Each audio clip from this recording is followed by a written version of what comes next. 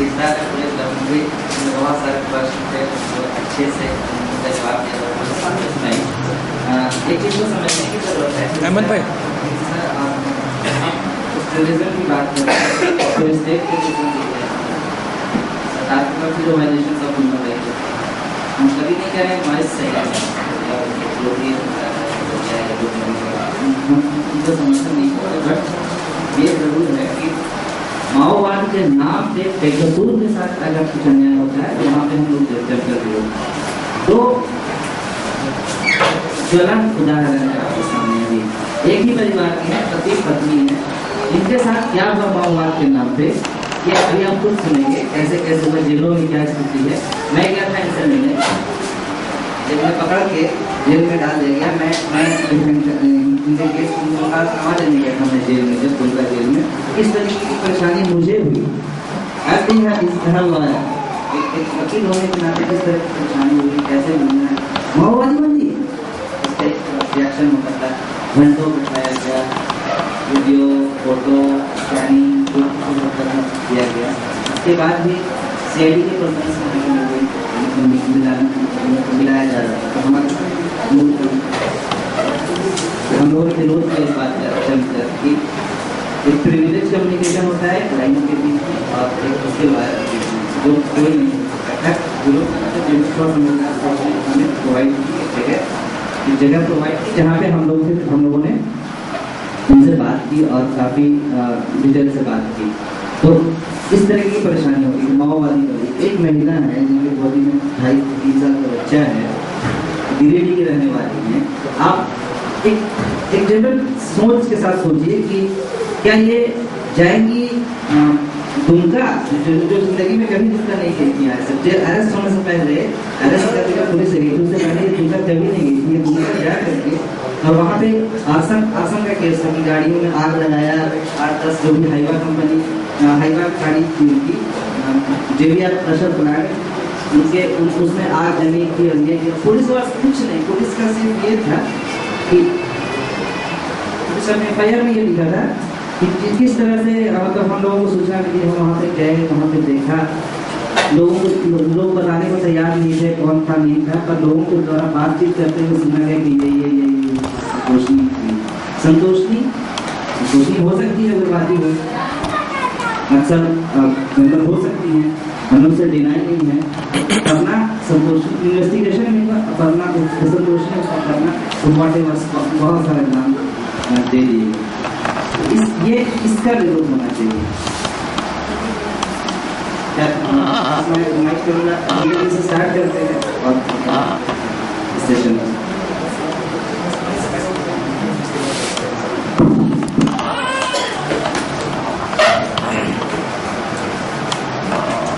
सभी उपस्थित साथियों को मैं अपने तरफ से और हम सभी परिवारों के तरफ से झारखंडी जोहार पेश करता हूँ। जोहार साथियों आप लोग जानते ही हैं कि झारखंड में जो आज जिस तरह स्थिति बनी हुई है और झारखंड ही नहीं बल्कि देश के कई राज्यों में ऐसा स्थिति बनी हुई है जो माओवादियों के नाम पर मानवाधिकार का खुला उल्लंघन हो रहा है और उल्लंघन इस तरह हो रहा है यहाँ तक पहुंच गई है जो बहुत हद से ज्यादा पार कर गया है और उस हिस्सा मानवाधिकार उल्लंघन का ही एक हिस्सा के रूप में हम तीनों परिवार आते हैं जो हमारे साथ भी स्टेट द्वारा दमन किया और इतना तक किया कि झारखंड में यानी झारखंड सहित पूरे देश में इस तरह का मामला शायद कहीं नहीं हुआ था जो हमारे परिवारों के साथ हुआ है। इसका पृष्ठभूमि के बारे में मैं आपको बताना चाहता हूं जिससे आपको मालूम होगा कि माओवादियों के नाम पर झारखंड के जंगल पहाड़ इलाकों में रहने वाले गांव में रहने वाले लोगों के साथ किस तरह स्टेट का व्यवहार है, किस तरह उनके साथ व्यवहार किया जा रहा है, इसके बारे में मैं अपनी जीवन से ही अवगत करा रहा हूँ जिससे आपको पता चल जाएगा कि वास्तव में क्या होता है, किस तरह माओवादियों के नाम से फंसाया जा रहा है।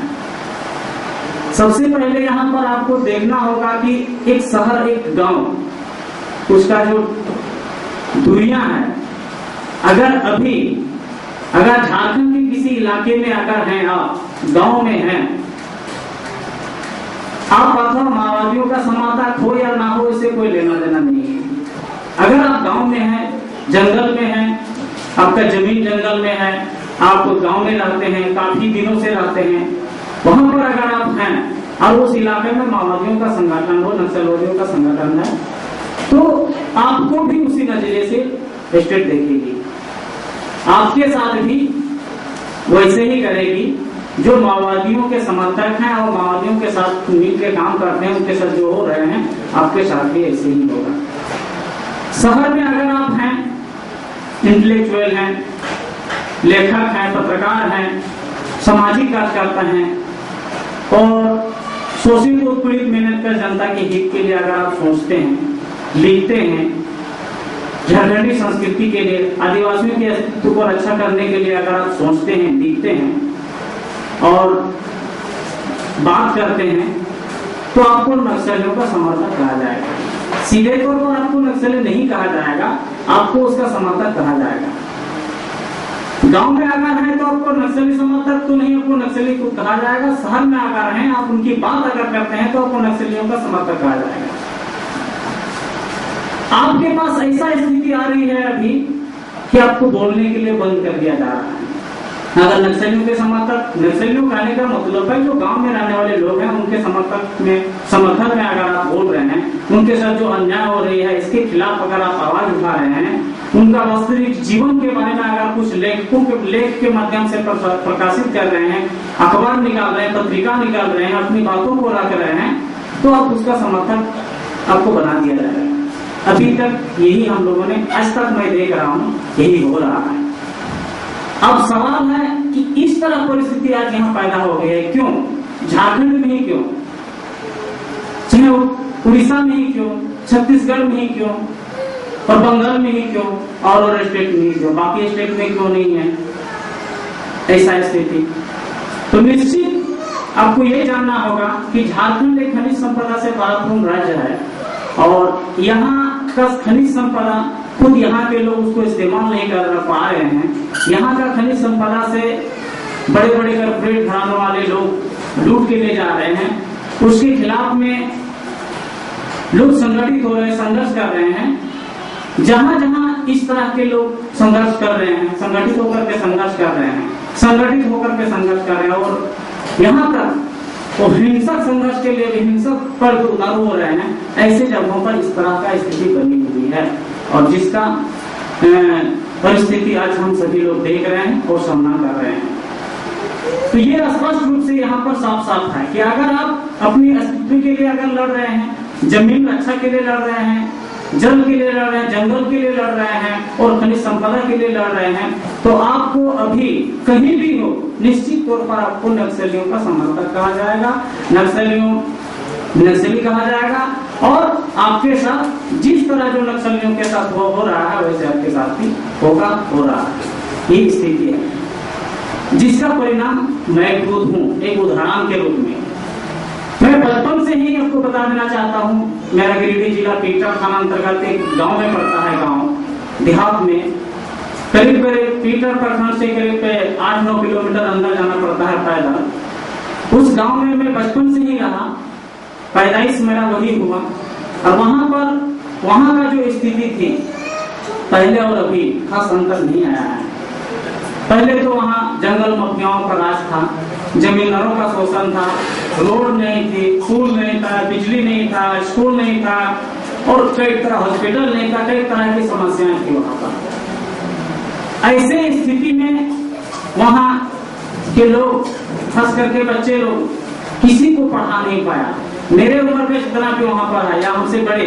कोई भी मैट्रिक तक पढ़े हुए लिखे लोग नहीं है, जबकि 200 के आसपास में घर है,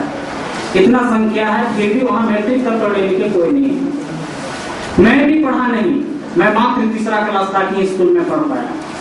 बस तीसरा क्लास तक पढ़ने के बाद जो मजबूरियां मेरे पास आया, घर में आया,